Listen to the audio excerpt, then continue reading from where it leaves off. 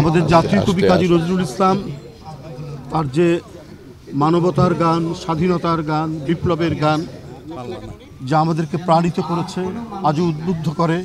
আজও আমরা গণতন্ত্র হারা, অধিকার হারা এক ভয়ঙ্কর স্বৈরতন্ত্রের মধ্যে আমরা রুদ্ধশ্বাস পরিস্থিতির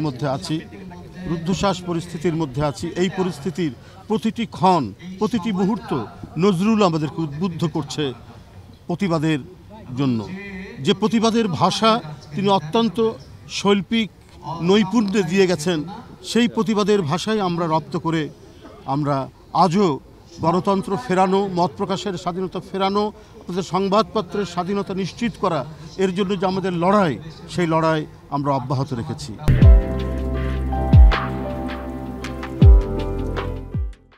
আমি আগেও বলেছি, আবারও বলছি, আমরা যখন কারাগারে যাই তখন নজরুলকে স্মরণ করি, আমাদের যখন বিচার হয় তখন আমাদের স্মরণ করি, কারণ আমরা অন্য কোনো সামাজিক কারণে আমাদের বিচার করছে না, আমাদেরকে সাজা দিচ্ছে না।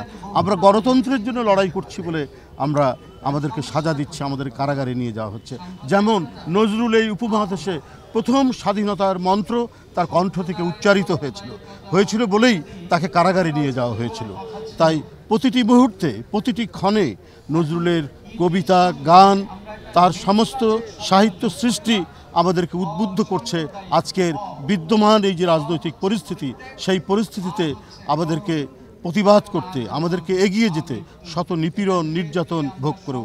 যেমন নজরুল তার সমগ্র জীবনে যতদিন তিনি নির্বাক হননি, ততদিন তিনি নির্যাতন নিপীড়ন সহ্য করেই তিনি তার লেখনী, তার শানিত লেখনী তিনি নিপীড়িত মানুষের পক্ষে তিনি লিখে গেছেন। সুতরাং নজরুল সবসময় প্রাসঙ্গিক, আমাদেরকে আজও তিনি উদ্বুদ্ধ করছেন, অনুপ্রাণিত করছেন। আমরা তার পথ দিয়েই আশা করব ইনশাল্লাহ আবারও এদেশে গণতন্ত্র, আবারও এদেশে বহুমাত্রিক যে বৈশিষ্ট্য রাষ্ট্রের এবং মত প্রকাশের স্বাধীনতা সহ কথা বলার স্বাধীনতা, সব কিছু আমরা নিশ্চিত করতে পারবো। আর এই ক্ষেত্রে এক প্রবল প্রেরণা হিসাবে নজরুল কাজ করবে।